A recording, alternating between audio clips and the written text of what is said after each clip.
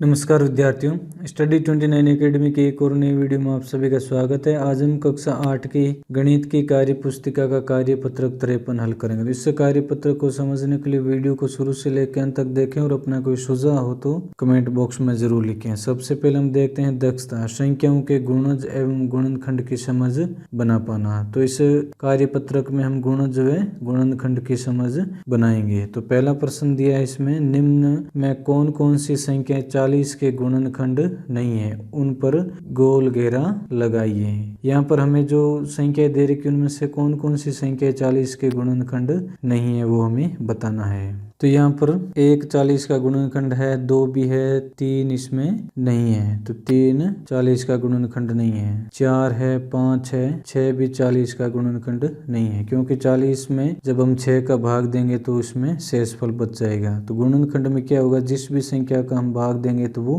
पूरा पूरा जाएगा, यानी शेषफल है वो शून्य रहेगा। तो वो सारी संख्याएं 40 के गुणनखंड होगी। उसी प्रकार 7 भी इसका गुणनखंड नहीं है, 8 इसका गुणनखंड हो जाएगा, 8 पंजे 40। 9 भी इसका गुणनखंड नहीं है, 11 भी इसका गुणनखंड नहीं होगा, 12 13 14 15 16 17 18 ये सब 40 के गुणनखंड नहीं होंगे। तो जिन संख्याओं पर हमने गोल निशान बनाए हैं वो सब संख्याएं इसका 40 का गुणनखंड नहीं होगी।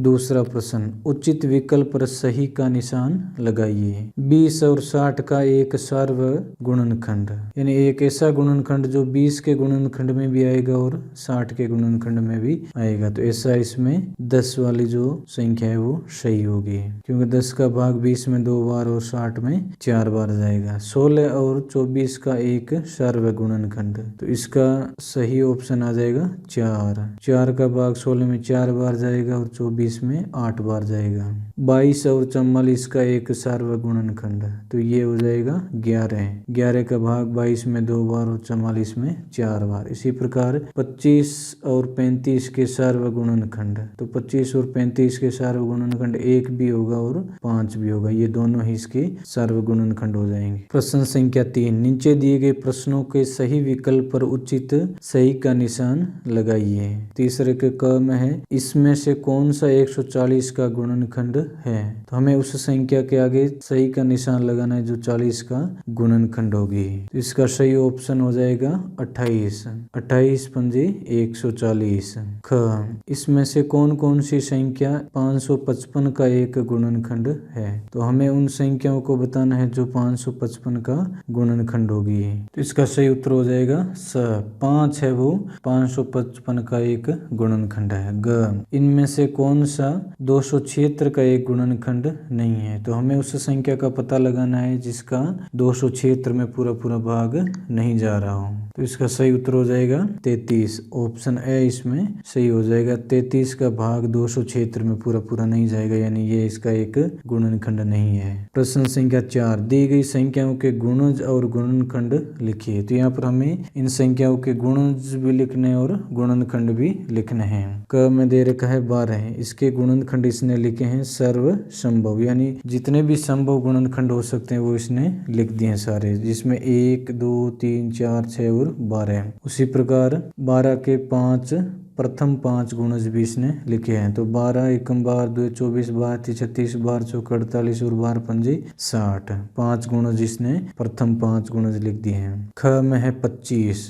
तो 25 के गुणनखंड हो जाएंगे 1 5 व 25, ये इसके गुणनखंड हो जाएंगे सर्वसंभव। अब इसके हमें 5 गुणज लिखने हैं। तो 25 एकम 25 25 2 50 25 3 75 25 चौके 100 25 पंजे 125। इस प्रकार इसके हम प्रथम 5 गुणज लिख लेंगे। अब हम लिखेंगे 44 के गुणनखंड। तो 44 के गुणनखंड हो जाएंगे 1 2 4 11 22 व 44। ये वो संख्या है जिनका 44 में पूरा पूरा भाग जा रहा है, तो ये सारी इसके गुणनखंड हो जाएंगे। अब इसके हमें गुणज लिखने प्रथम 5। 44 एकम 44 44 2 88 44 3 132 44 चौके 176 और 244 पंजे 220। इस प्रकार हम इनके प्रथम 5 गुणज लिख लेंगे। अब है प्रश्न संख्या 5, अभाज्य गुणनखंड कीजिए। क में लिखा है 228। तो 228 के जब हम अभाज्य गुणनखंड करेंगे तो जो भी संख्या है उसमें अभाज्य संख्याओं का भाग देंगे। तो 2 का भाग देते हैं। सबसे पहले अभाज्य संख्या आती है 2। तो 2 का भाग जब हम इसमें देंगे तो ये आ जाएंगे 114। अब 114 में 2 का भाग देंगे तो आ जाएंगे ये 57। अब 57 में 2 का भाग हम दे नहीं पाएंगे, तो अब इसमें भाग देंगे हम 3 का। तो 19 दिए 57। अब 19 में भाग जाएगा 19 का एक बार। तो ये इसका अभाज्य गुणनखंड हो जाएगा 2 × 2 × 3 × 19। अब है 135। इसमें हम 2 का भाग देंगे तो वो नहीं जाएगा पूरा पूरा। 3 का भाग इसमें हम देते हैं। 3 का भाग जाएगा 45 बार। वापस इसमें 3 का भाग देंगे 15 बार जाएगा। 15 में 3 का भाग गया 5 बार और 5 में 5 का भाग जाएगा 1 बार। इस प्रकार 135 के अभाज्य गुणनखंड हो जाएंगे 3 × 3 × 3 × 5। ग इसमें 225 का अभाज्य गुणनखंड निकालना है। तो इसमें 2 का भाग नहीं जाएगा, इसमें भाग देंगे हम 3 का।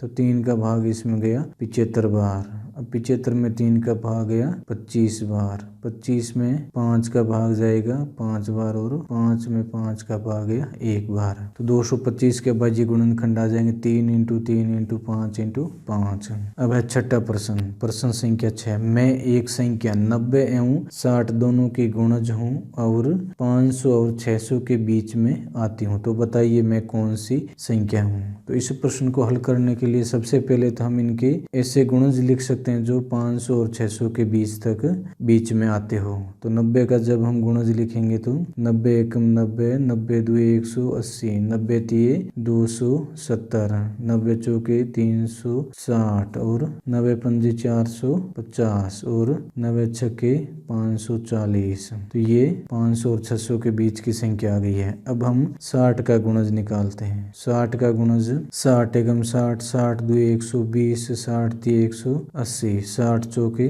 240, 60 पंजे 300, 60 छक्के 360, 60 साते 420, 60 आठे 448, 60 नम 540। तो ये भी संख्या आ गई 500 और 600 के बीच। तो इसका उत्तर आ जाएगा 90 एवं 60 का 500 और 600 के बीच का गुणज, ये हो जाएगा हमारे 540। ये उत्तर आ जाएगा इसका। तो इस प्रकार इस वीडियो में हमने कार्यपत्रक 53 को हल किया। अगले वीडियो में हम अगला कार्यपत्रक हल करेंगे। वीडियो अगर उपयोगी लगा हो तो इसको लाइक करें और अपने दोस्तों में शेयर करें। चैनल पर पहली बार आए तो चैनल को सब्सक्राइब कर लें और बेल आइकन भी दबा दें ताकि आने वाले वीडियो के नोटिफिकेशन आपको समय पर मिल सकें। वीडियो को पूरा देखने के लिए आपका बहुत बहुत धन्यवाद।